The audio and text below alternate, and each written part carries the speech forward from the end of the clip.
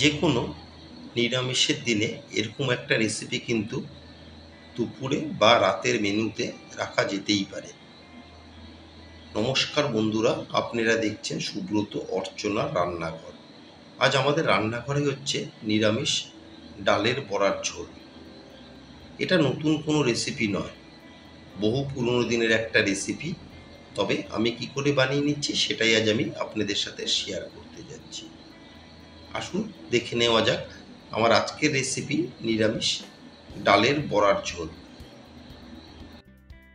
নিরামিষ ডালের বড়ার ঝোল বানিয়ে নেওয়ার জন্য এখানে আমি মেজারমেন্ট কাপের 1 কাপ ছোলার ডালকে 8 থেকে 10 ঘন্টা জলে ভিজিয়ে রেখেছিলাম। দেখুন ডালগুলো কিন্তু ফুলে ডাবল হয়ে গেছে। আপনারা আপনাদের হিসাব মতন ডালের পরিমাণটা বাড়িয়ে বা কমিয়ে নেবেন। একটা মিক্সিং জারে আমি দিয়ে দিলাম ভিজিয়ে রাখা ছোলার ডাল।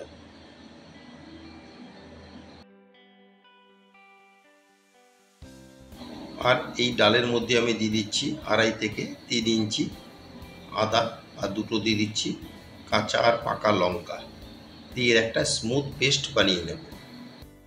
ছোলার ডাল, আদা আর কাঁচা লঙ্কার পেস্টটা আমার বানানো হয়ে গেল।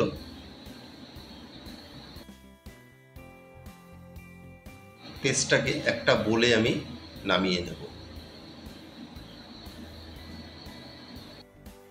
পেস্টের মধ্যে দিয়ে দিলাম 1 টেবিল চামচ নুন আর হাফ টেবিল চামচ হলুদ দিয়ে খুব ভালো মতো নুন আর হলুদের সাথে পেস্টকে একবার মিশিয়ে নিলাম। গ্যাসের ফ্লেম অন করে একটা ফ্রাই প্যানকে ভালো মতন গরম করে এর মধ্যে দিয়ে দেবো 4 থেকে 5 টেবিল চামচ সর্ষের তেল। আর এই রান্নাটা কিন্তু সবসময় সর্ষের তেলেই করবেন, তাহলে বেশি টেস্ট হবে। তেলকে বেশ ভালো মতন ধোঁয়া ওঠা গরম করে এখন এর মধ্যে আমি দিয়ে দিচ্ছি ডালের পেস্টটা দিয়ে এইভাবে আমি বড়াগুলোকে ভেজে নেব। ঠিক এই সাইজ করেই কিন্তু আমি বড়াগুলোকে দিয়ে দিয়েছি, কারণ এগুলো ঝোলে দেওয়ার পরে কিন্তু ফুলে অনেকটাই বড় হয়ে যাবে। বড়াগুলোকে দিয়ে উল্টে পাল্টে আমি দুই পিঠেই বড়াগুলোকে ভেজে নেব।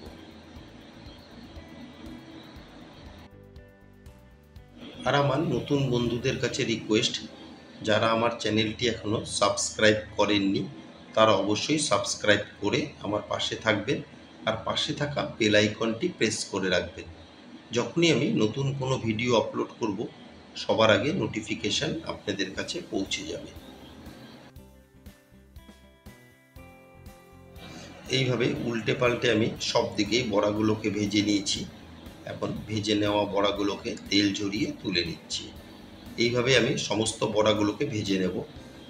পুরোটা তো দেখানো সম্ভব নয়, তাহলে ভিডিওটা অনেকটাই বড় হয়ে যাবে। এইভাবে একে একে পুরো বড়াগুলোই কিন্তু আমি ভেজে নিয়েছি। দেখুন এই বড়াগুলো কিন্তু ঝোলে দেওয়ার পরে বেশ অনেকটাই বড় হয়ে যাবে। এই বড়ার ঝোলের জন্য আর নিয়েছি আমি এখানে দুটো আলুগুলোকে একটু ডুমো করে কেটে নিয়েছি। 3টে নিয়েছি কাঁচা লঙ্কা, 2 থেকে 2.5 ইঞ্চি আদা আর একটা টমেটো। একটা মিক্সিং জার নিয়ে নিলাম, এতে দিয়ে দিচ্ছি কেটে রাখা টমেটো, আদা আর কাঁচা লঙ্কা দিয়ে একটা স্মুথ পেস্ট আমি বানিয়ে নেব।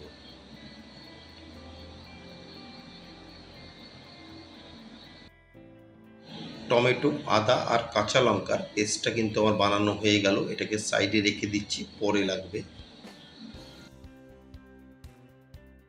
চলে এলাম মূল রান্নায়। বড়া ভেজে নেওয়া তেলেই কিন্তু আমি বাকি রান্নাটা করে নেব।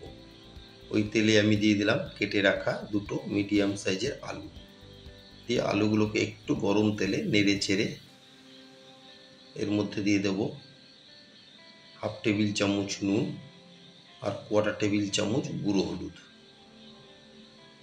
দিয়ে আলুর সাথে নুন আর হলুদকে খুব ভালো মতন মিশিয়ে আলুগুলোকে আমি সোনালি রং করে ভেজে নেব। নুন হলুদ দিয়ে আলুকে আমি 2 থেকে 2.5 মিনিট ভেজে নিলাম। এর থেকে বেশি ভাজার আর কিন্তু কোনো দরকার নেই। এখন ভেজে নেওয়া আলুগুলোকে তেল ঝরিয়ে তুলে নিচ্ছি।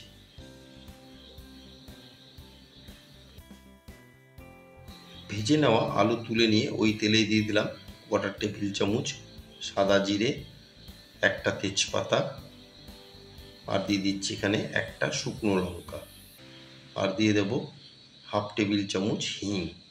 হিংটা কিন্তু অবশ্যই দেবেন। যে কোনো ডালের বড়া রেসিপিতে যদি একটু হিং দেওয়া যায় তাহলে কিন্তু টেস্টটা দুর্দান্ত হয়। দিয়ে সমস্ত ফোড়নকে ভালো মতো নেড়ে চেড়ে 18 থেকে 20 সেকেন্ড ভেজে নেব। ফোড়ন কিন্তু আমার একেবারে রেডি হয়ে গেছে, খুব সুন্দর একটা হিঙের গন্ধ আসছে।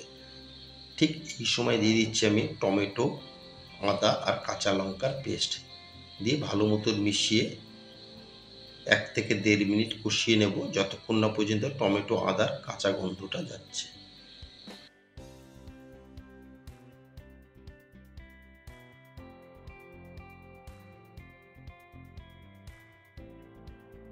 মিনিট দেড়েক খুব ভালো মতন আমি টমেটোর পেস্টকে কষিয়ে নিয়ে দিয়ে দিলাম হাফ টেবিল চামচ জিরের গুঁড়ো, হাফ টেবিল চামচ দিয়ে দেবো ধনের গুঁড়ো, আর দিয়ে দিচ্ছি এখানে আমি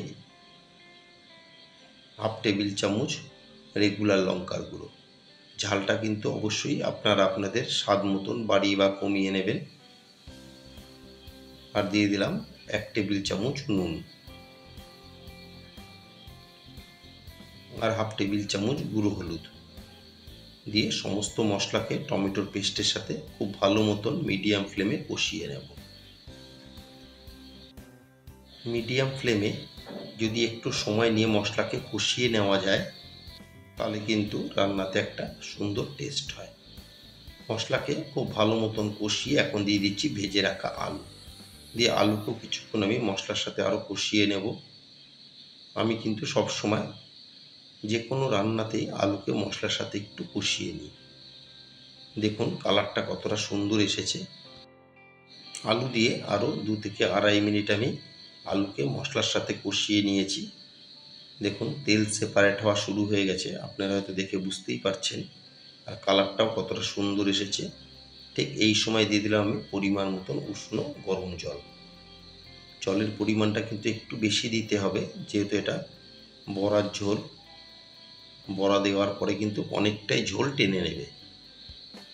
জলের সাথে খুব ভালো মতন মশলাকে মিশিয়ে একটা কভার দিয়ে 8 থেকে 10 মিনিট আমি ঝোলকে ফুটিয়ে নেব, এতে করে আলুগুলোও সেদ্ধ হয়ে যাবে।